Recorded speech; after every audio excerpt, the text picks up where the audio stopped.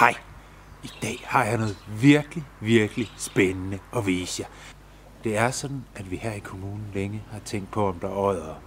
Og det her er beviset på, at der i hvert fald har været en. Det I ser her, det er en odder. Og den er jo desværre død, og det er den, fordi den er blevet kørt ned et sted her i kommunen. Og så var der en rar borger, der ringede til mig og fortalte, at den var blevet kørt ned. Og jeg kunne få den, så den kan blive udstoppet, så vi kan vise børn og unge odderen.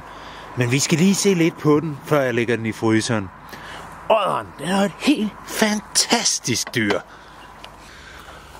Odderen, den lever jo ved vandet, og derfor skal man også se her på den store poter, at den har sådan noget svømmehud, der gør, at den kan stryge gennem vandet. Odderens pels er også meget glat og meget tæt, og det er det, der gør, at odderen kan holde varmen i det kolde vand.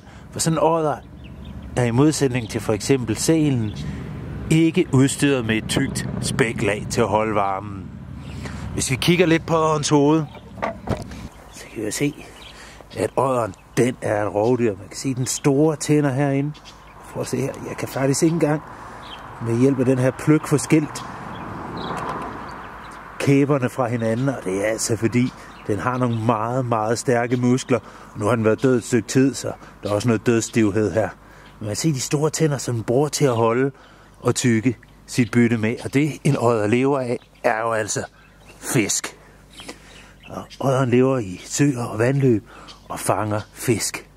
Og den odder er jo et tegn på, at der i hvert fald også er godt med fisk i vandløbet. Man kan også se, at odderens hoved her er fladt, for at gøre den mere strømlignet igennem vandet.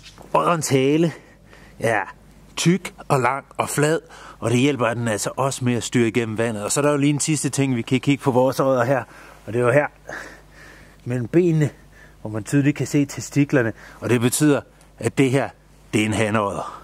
Og det sidste, jeg lige skal gøre, inden jeg lægger den i fryseren, så den kan komme til konservatoren, det er, at jeg lige skal finde ud af, hvor stor den egentlig er.